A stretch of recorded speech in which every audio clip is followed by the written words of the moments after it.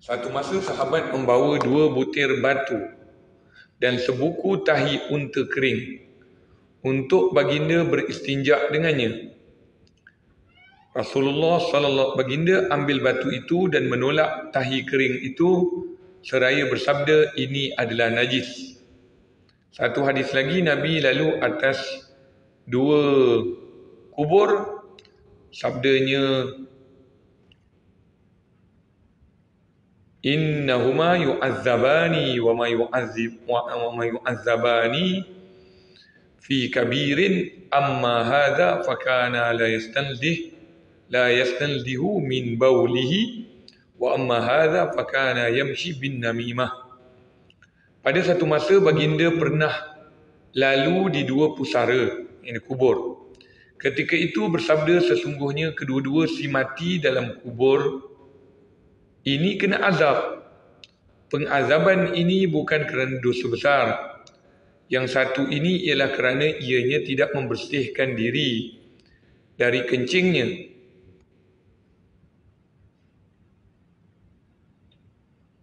Dari kencingnya. Dan satu lagi, selalu acum-mengacum, iaitu adu domba, melaga-lagakan. Baik. Jadi hari ini kita akan lihat bagaimana apa yang dimaksudkan najis. Pertama sekali, apa yang dimaksudkan najis? Setiap kalau ikutkan dia punya definisi, kullu mustaqzarin. Setiap yang jelek, yang jijik. Kullu mustaqzarin yamna'u sihhatus salah. Yamna'u sihhatus salah. Iaitu setiap benda yang jijik, yang jelek boleh menghalang sahnya solat. Maka itu namanya najis. Jadi kat situ ada 2 poin. Ada 2 isi, 2 poin lah. Pertama sekali, kullu mustaqzarin. Setiap benda yang kotor, benda yang jijik, benda yang jelek. Okey, kalau kita kata benda yang jelek, apa benda jelek tapi tak menghalang? Contohnya apa?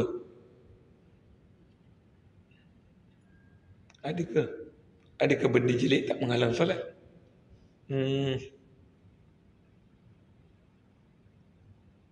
Tahi, nanah. Apa ya? Apa benda yang jelek, yang jijik, tapi dia tak menghalang solat? Kalau dia ada kat badan pun tak batal.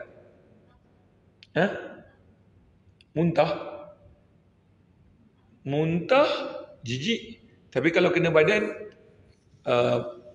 batal solat. Bukan batal solat, tapi kotornya pakaian tadi tu. Kotornya pakaian tadi, maka dia boleh masuk daripada syarat sah solat tadi. Syarat wajib, syarat sah solat, iaitu baju kena bersih. Keluar daripada apa yang nampak macam air liur. Air liur boleh kot. Sebab air liur bukannya najis, tapi air liur yang dalam tu, kahak, air liur basi, tu najis. Tapi kalau air liur biasa tak ada, tak najis. Baik. Mana pula pergi ni? Okey. Jadi nanti kita tengok, nanti dikeluarkan satu-satu. Dubur, najis, setiap benda yang cair atau lembut keluar daripada dubur atau kubul. Dia keluar benda yang cair atau lembut keluar daripada dubur atau kubul, hukumnya najis. Kan tadi dibagi hadis tadi, Rasulullah sallallahu alaihi wasallam meminta sahabatnya untuk memberikan, untuk beristinja. Istinja ni kan pakai batu. Tapi bagaimana kalau batu tadi tu adalah hasil daripada najis yang telah kering? Tak boleh. Samalah juga dengan baja. Baja tak boleh. Baja tak boleh sebab dia asal dia najis. Dia asal dia najis. Baja tak boleh. Baja tak boleh buat istinja. Walaupun dia ada dekat kawasan batu-batu, tapi dia adalah batu baja, tak boleh. Sebab dia daripada hajat najis. Apa lagi? Tanah daripada gambus gambus mayat tak boleh. Mana tanah kubur tak boleh. Tanah kubur tak boleh buat istinja. Kalau ada dekat kawasan situ, takut-takut dia adalah bercampur dengan jenazah. Jenazah tu kira dah pangkat najis. Bangkai. Naam. Dubur atau kubul, depan, kemaluan depan atau kemaluan belakang. Kenapa namanya dubur? Kenapa namanya dubur? Sebab dubur ini asal bahasa Arab dia dabara. Dabara yudabbiru. Duburan. Dubur tu maknanya belakang. Dalam bahasa Arab dia panggil belakang. Dabara. Sebab tu jangan terkejut. Hadis Nabi sallallahu alaihi wasallam yang menyatakan Sayyidina Muaz bin Jabal radhiyallahu anhu sedang solat belakang Nabi. Kemudian lepas habis sembahyang dia kata kepada Nabi, "Ya Rasulullah, inni uhibbuk." Wa'aitni. Bahasa Cina. Wa'aitni apa? Wa'aitni. I love you. I like you. Bila dia cakap macam tu, apa Rasulullah jawab? Allah kata, "Kul likulli dubur salah."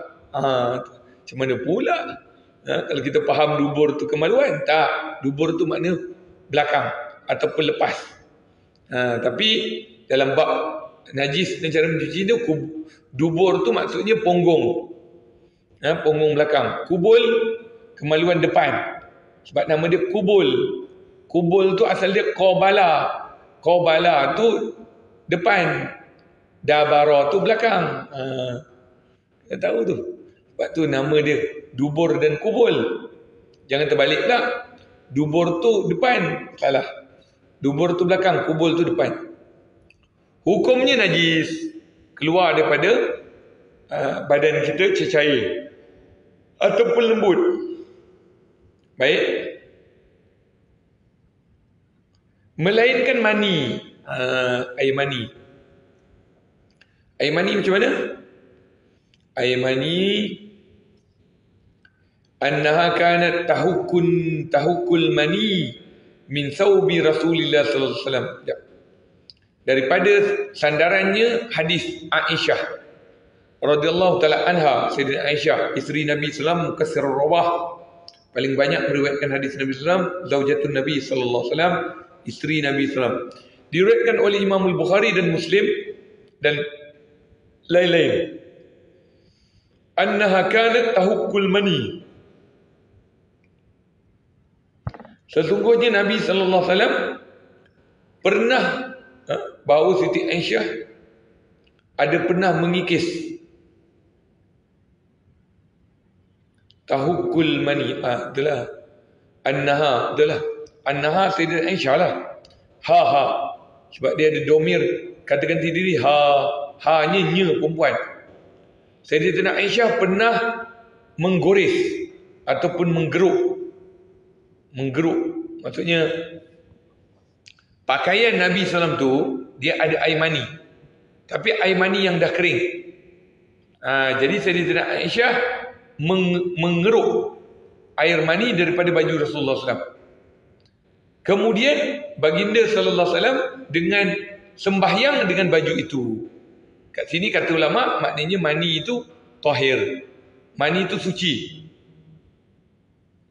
Macam mana kalau mani itu suci?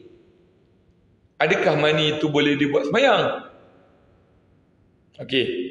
Mani itu boleh dibuat sembahyang. Cuma mani ni dia tak perlu wuduk. Dia kena mandi. Kenapa pula tak kena wuduk?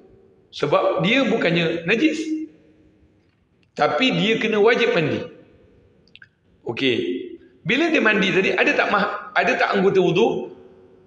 Ada. Jadi maknanya dia besar lah. Maksudnya dia punya konsep tu besar. Mandi tu. Cuma mandi wajib tu dia ada cara dia.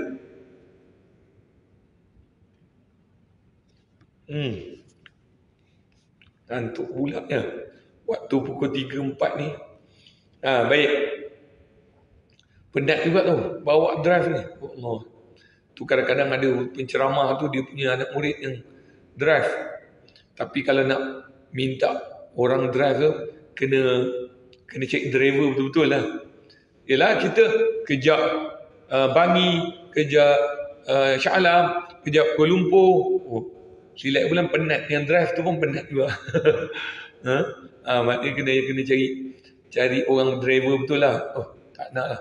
Dah macam bos pula. Baik. Melainkan mani. Jadi air mani ni dia punya hukum bersih. Maksudnya apa? Kalau kena kat baju, boleh tak buat sembahyang? Boleh. Cuma kalau kita ada air mani, maksudnya kita keluar air mani. Apa kerja kita? Kerja kita mandi wajib. Kenapa pula tak ada wuduk? Sebab wuduk tu dah masuk dekat mandi. Tak perlulah, cuma dekat sini ada masalah. Dipanggil apa? Kalau nak tulis lah. Sebab benda ni ramai orang tak tahu. Sebab tu belajar ni penting. Ada benda-benda yang kita nampak ringan, nampak remeh. Tapi sebenarnya ramai orang tak tahu. Okey, kalau saya tanya, mandi wajib tu mandi kan? Okey. Mandi wajib, lepas dia mandi wajib, boleh tak dia solat? Lepas dia mandi wajib, boleh tak dia solat? Perlu tak dia ambil wuduk lagi? Ini soalan-soalan yang umum. Tapi kalau tak tahu, memang pelik lah. Kita ambil wuduk ke tak perlu? Lepas mandi wajib, perlu ambil wuduk ke tak perlu? Kena tengok kat sini. Kalau dia mandi wajib, dalam keadaan dia mandi wajib itu, dia tak menyentuh kemaluan. Ni ada masalah juga. Macam mana pula mandi wajib kena mandi seluruh badan. Tapi tiba-tiba dia tak pegang kemaluan. Sah ke mandi dia? Ini dia punya cabang dipanggil al-mas'alatu daqiqatu daqaiq. Masalah dia adalah masalah yang halus daripada yang halus, maknanya terperinci. Macam mana kita nak mandi wajib dalam keadaan kita nak ambil mandi wajib terus solat? Boleh ke tak boleh? Boleh. Mandi wajib, lepas habis mandi wajib terus solat? Boleh. Jawapannya boleh, tapi kena tahu macam mana tu. Okey. Kalau dia mandi wajib, dia cuci tangan dia pada kemaluan dia. Dia cuci kemaluan dia dengan tangan dia. Lepas habis dia mandi, boleh tak dia sembahyang? Tak boleh. Ni yang saya kata tadi tu. Tak boleh. Jadi apa kena buat? Siapa pernah dengar masalah? Apa kena buat? Pertama, bila nak mandi wajib, cuci tangan dulu. Cuci tangan dulu. Kemudian cuci kemaluan. Sebab selalunya orang mandi wajib ni kemaluan dia masih ada air. Jadi dia kena qada hajat dulu. Dia kena buang air kecil. Dia kena cuba keluarkan air daripada badan dia. Sebab takut tengah-tengah mandi keluar air. Ni satu. Baik. Bila dah basuh tangan, basuh kemaluan. Okey. Ni kena tengok ni. Basuh kemaluan dengan niat. Sahaja aku mandi wajib atas tempat ini. Ataupun atas barang ini. Ini boleh. Dia cuci kepada kemaluan dia dengan niat. Bila dia dah cuci betul-betul kemaluan dia, kubul dengan dubur, maka masa itu dia mandi tanpa menyentuh kemaluan. Bila dia tanpa menyentuh kemaluan, tapi kena niat balik. Niatlah. Sahaja aku mandi wajib kerana Allah Ta'ala. Atau sahaja aku mandi wajib bagi mengharuskan solat kerana Allah Ta'ala. Itu nanti kita akan detailkan lagi. Tapi saya sentuh lah. Sebab apa masalah sentuh? Sebab melainkan mani. Jadi air mani kalau terkena pada pakaian, tidak najis. Kalau ada pakaian kena mani, tak najis. Maknanya boleh semayang pakai pakaian tu. Baik. Sama ada mani manusia atau mani binatang yang lain daripada anjing dan BABI. Maknanya semua ni najis. Pakaian, dalaman ni semua najis. Darah, nanah, darah, nanah, muntah, tu semua najis. Okay. Macam mana dalam banyak-banyak darah apa semua tu, apa yang suci? Air mani. Air mani manusia ataupun air mani binatang suci. Hukum dia suci. Kecuali kecuali mani apa? Mani anjing dan babi. Ini najis, dan najis dia kategori najis yang berat. Dipanggil najis mughallazah. Mughallazah.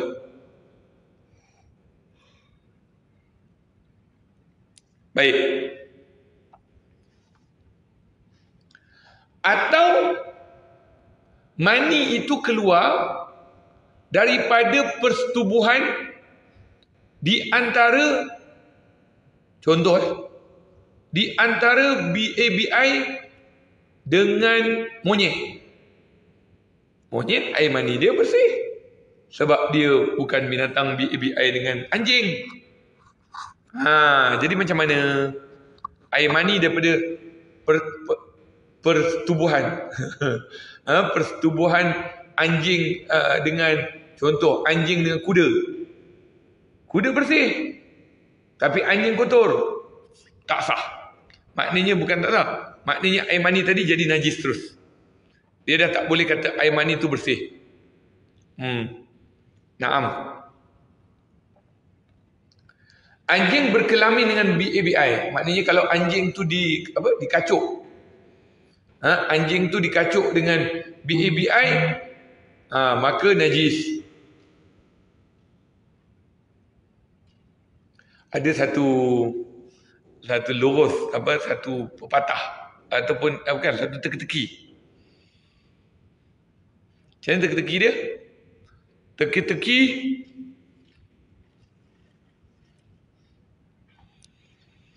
apabila apa nama? Allahumma salli. Sekejap minum air sikit.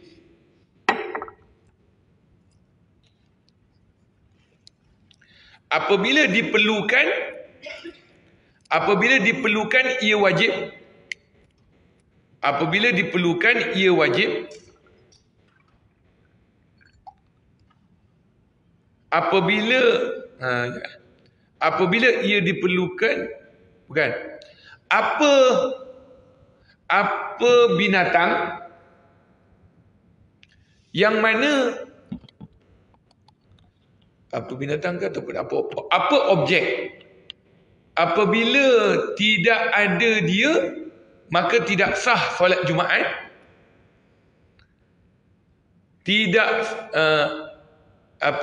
Apabila dia tiada, tidak sah solat Jumaat.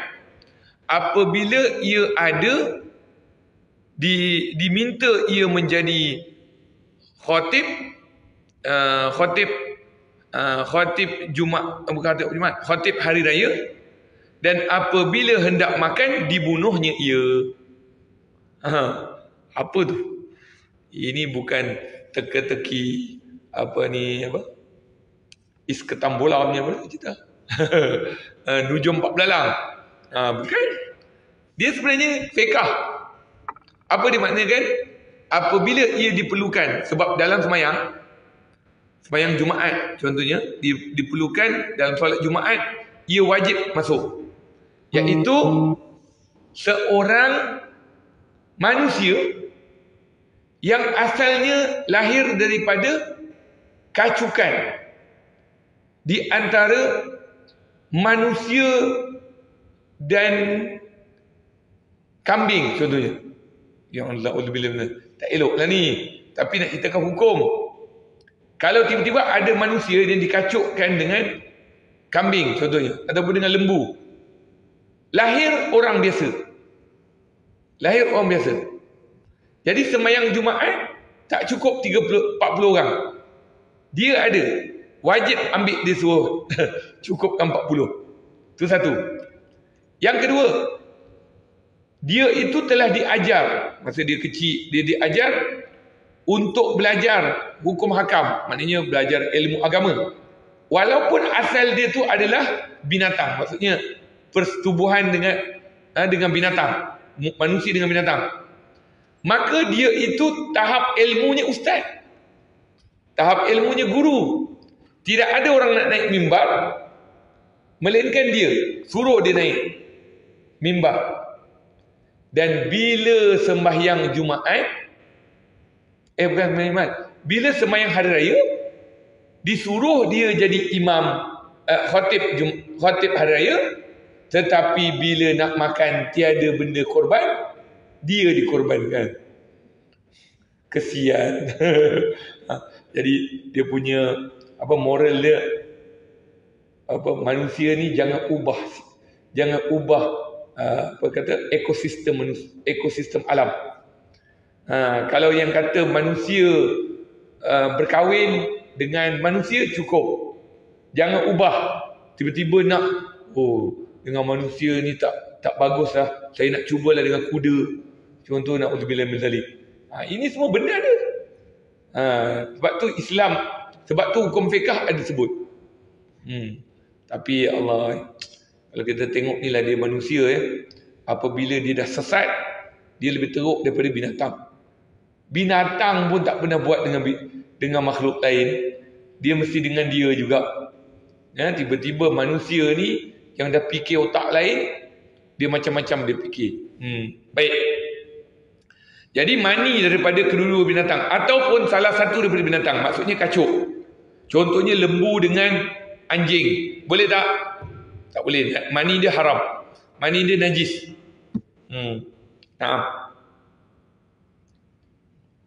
Termasuk dalam hukum najis jika benda yang keluar itu keras.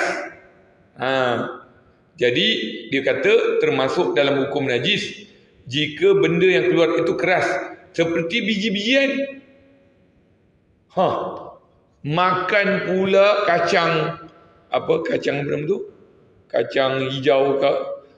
Makan-makan tak pecah-pecah ataupun tak cerna. Sebab tu disunatkan kita kalau nak makan kunyah sampai 40 kali. Tapi kalau kita makan kunyah 40 kali ni, makan nasi 2-3 kali je dah telan lah. Ini roti-roti. Nabi SAW makan roti, tu yang kunyah 40 kali. Tapi cuba kunyah 40 kali, nampak tak dia punya cerna tu? Dia punya cerna, tu cerna. Jadi kalau tak cerna, contohnya buang air besar, keluar biji apa? Biji apa tu? Biji air mata kucing, biji mata kucing. Buah mata kucing. Buah mata kucing kan? Biji tu. Dimakan terus glup. Terus. Rupa tak cerna. Dia buang air besar keluar. Jadi itu najis. Soalan. Pernah dengar tak kopi yang dibuat daripada tupai? Pernah dengar? Kopi tu, nama dia kopi apa nama? Kopi apa nama kopi tu? Kopi keruk apa? Luwak. Kopi luwak. Apa hukum dia? Habis orang minum ni. Selagi bulan ada orang lelaki minum. Sebab katanya kopi tu bagus. Tapi saya takkan minum lah. Kopi tu diambil daripada biji koko yang dimakan oleh tupai. Dia bagi tupai tu makan. Lepas tu tupai tu tupai tu buang air besar. Tupai tu keluar, biji koko tu ada. Jadi dicuci, dibuatlah kopi. Dibuat kopi luwak. Najis.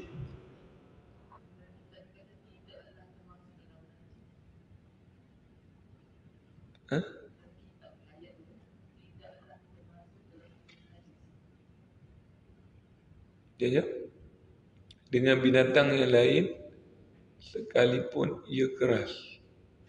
Yang ya Allah, jawab. Oh, ada tidaklah? Dia jawab, binatang yang lain sekalipun yang suci, anak kacukan, tidaklah termasuk dalam hukum najis jika benda yang keluar itu keras, seperti biji-bijian, sekiranya ditanam ia tumbuh. Sekiranya ditanam ia tumbuh. Kat situ ada dua taklid. Kat situ ada dua juga. Kalau benda tu keluar, dia dah tak boleh nak gunakan. Maksudnya tak boleh jadi bijian untuk ditanam, maka itu najis. Tapi kalau ditanam boleh tumbuh, jadi itu tak najis. Naam.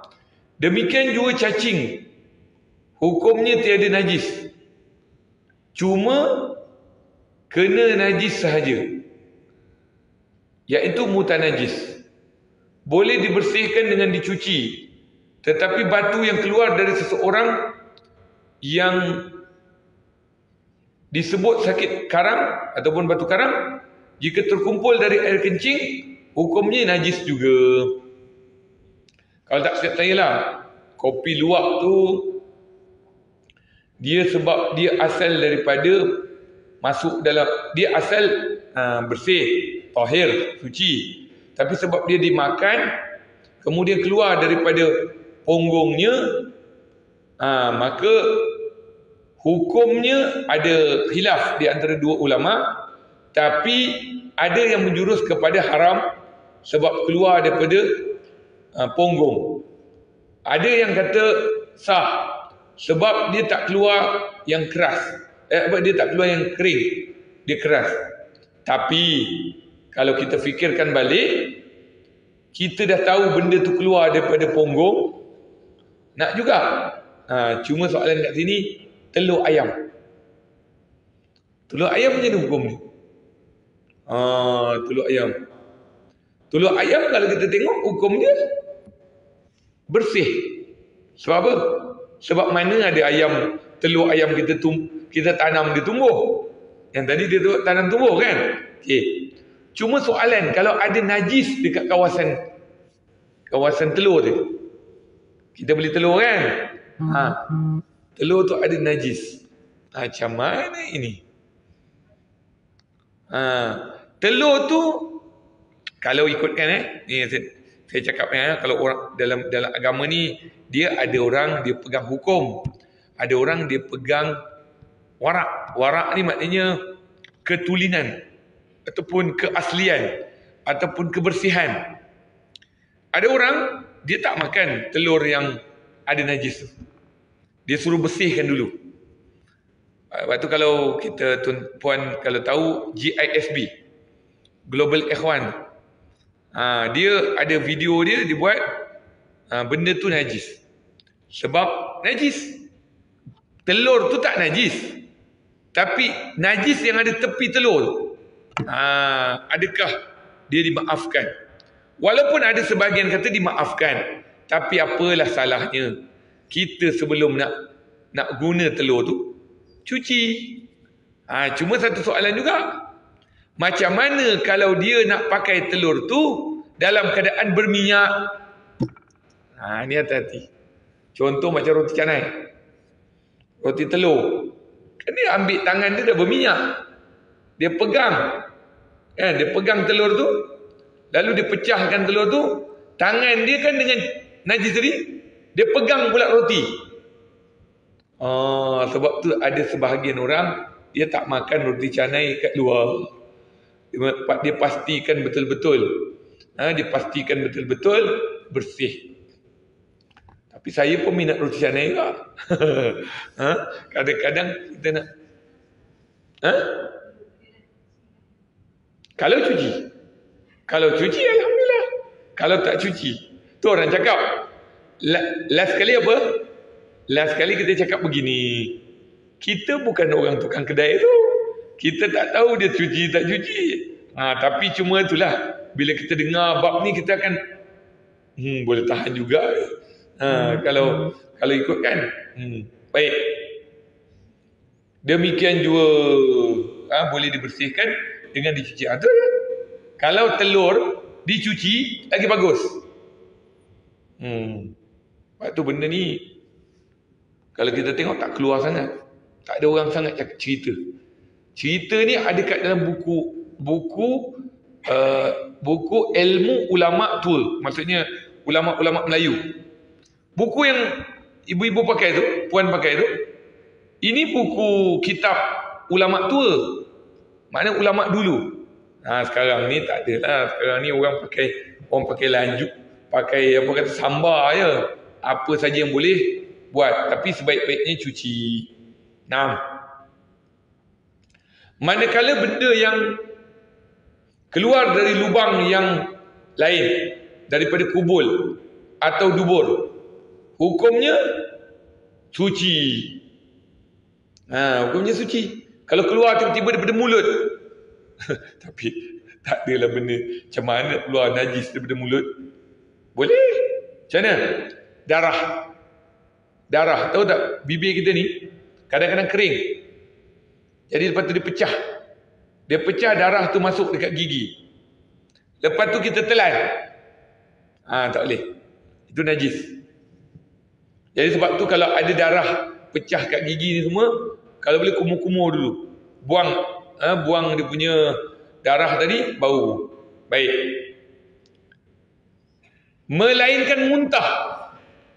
Muntah kan bukan daripada kubul dubur. Dia daripada dalam mulut. Muntah. Najis. Dan air liur basi. Ingat tu. Air liur basi. Tapi air liur biasa najis tak? Tak. Sebab tu kita kalau tengok ustaz-ustaz ataupun rawatan Islam, macam mana dia dijampi? Dia ambil air, dia baca Allahu la ilaha illa huwa Bismillahirrahmanirrahim. Allahu samad, la rabbil falaq, la rabbil nas. Lepas tu dia buat. Kan air liur tu. Lepas tu dia bagi orang minum. Najis tak? Kalau dia bagi tu maknanya tak najis. Dia tu tak najis. Tapi jangan pula buang dekat air kahak, na'udzubillah min zalik. Kotor je. Pengotor. Kan? Ni semua tak boleh.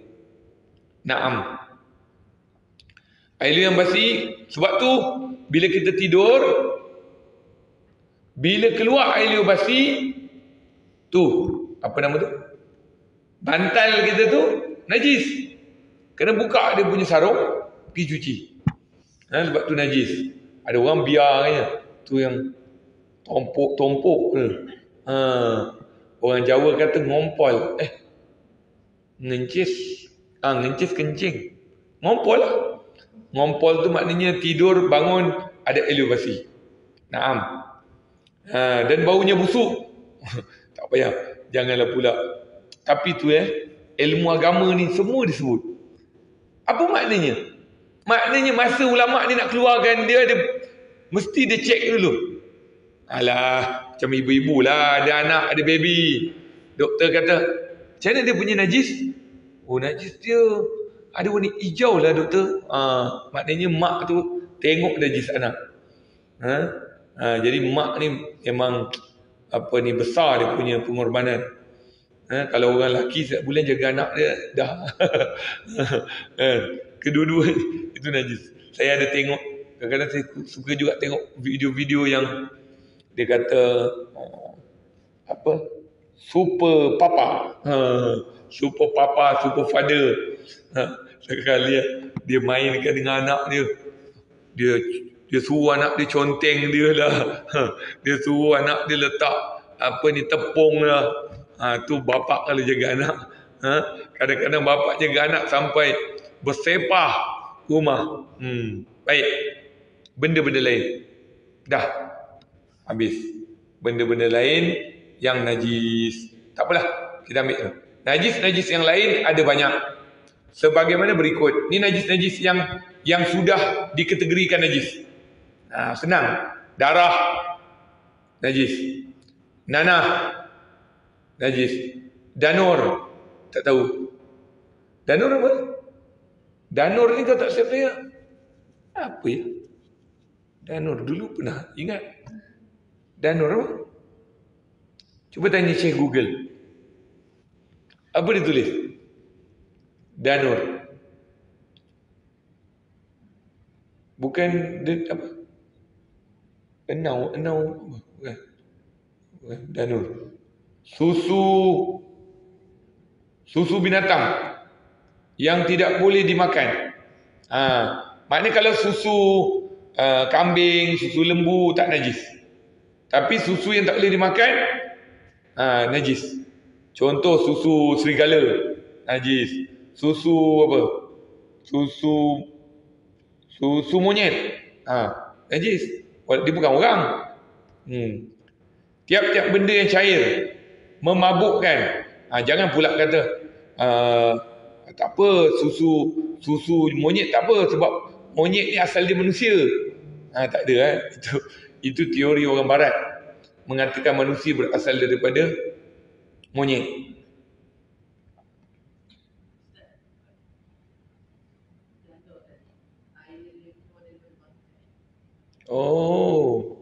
Air yang keluar daripada bangkai dia kata najis lah. Tetap najis. Air yang keluar daripada bangkai. Yalah maksud bangkai lah kan. Arak. Sebab tu hati-hati kalau arak jatuh pada badan kita. Haram. Najis. Tiap-tiap benda yang cair memabukkan. Tiap-tiap benda yang cair memabukkan. Itulah dia. Benda yang cair memabukkan. Tidak yang beku atau keras. Kalau beku keras mabuk. Contoh tapai. Tapai bukan tapai. Simpan dalam tu. Tapai tapai apa tu? Tapai masam tu apa? Tuak. Tuak. Tuak tu haram ke tak? Najis ke tak? Okey. Tuak tu tak najis. Tapi tuak tu haram kalau sekiranya memabukkan. Samalah hukum mabuk. Anjing. Ini anjing pula dibuat bela-bela. Saya pun tak tahu. Tahu tak? Ingat tak dulu pernah ada satu kes. Kes dia tajuk dia I want to touch a dog. Masa tu sebenarnya kita lah silap. Orang kita silap. Itu sebenarnya orang liberal. Liberal nak kenakan orang-orang kita yang lurus ni. Dia punya cakap apa tau? Dia cakap, nanti ada CNN datang. CNN. Orang barat, orang Eropah datang sebab nak rakam program tu. Jadi dia ada curi. Dia ada seorang guna seorang ustaz. Jadi ustaz tu saya kenal lah. Ustaz saya kenal. Saya di antara orang yang nasihatkan dia. Sebab tu dia tak kena teruk. Walaupun orang kata juga dia ustaz anjing. Auzubillah min dzalik. Tapi saya alhamdulillah selamatkan. Saya kata kalau betul CNN ada tulis risalah hukum menternak pula. Hukum membela anjing. Bagaimana hukum bela anjing? Boleh ke tak boleh? Haram. Macam mana pula orang yang kerja veteriner tu semua? Macam mana tu? Itu pekerjaan. Bukan dia bela. Kalau dia bela je haram. Tapi kalau dia buat, bukan dia bela, tapi dia letak kat luar, tujuan untuk menyelamatkan dia, tujuan untuk jadi security guard. Kalau ada orang datang dia dia nyalak. Ini tak. Polis apa hukum dia? Pegang anjing tu. Dia pertama, anjing kalau kita sentuh dengan tangan yang kering, pegang pada anjing yang kering, tak najis. Tapi kalau tangan kita basah, sentuh pada dia yang kering, najis. Ataupun sebaliknya. Tu hukum anjing. Tak pernah dalam Islam kata anjing boleh bela. Saya tak tahu lah. Ini semua ujian kita hari ni. Anjing, babi, kacukannya. Kalau kacuk anjing dengan monyet, tak boleh. Babi dengan lembu, tak boleh. Ini semua tak boleh. Najis. Segala bangkai semuanya najis kecuali bangkai manusia. Bangkai najis. Semua bangkai kecuali bangkai manusia, ikan, belalang. Manusia, ikan, belalang. Wallahu ta'ala a'lam. InsyaAllah kita bertemu lagi pada bab bahagian najis. Allahumma inna nas'aluka al-'afwa wal 'afiyah wal mu'afata daimah fid dunya wal akhirah. Rabbana lakal hamdu syukran wa lakal mannu wa anta rabbana Allahumma inna nas'aluka al-'afwa wal 'afiyah wal mu'afata daimah fid dunya wal akhirah. Sallallahu alaihi wasallam, alhamdulillahi rabbil alamin. Baik, insyaAllah yang kali kita jumpa lagi. Sihat. Tadi ada pertemuan dengan Itulah tu. wilayah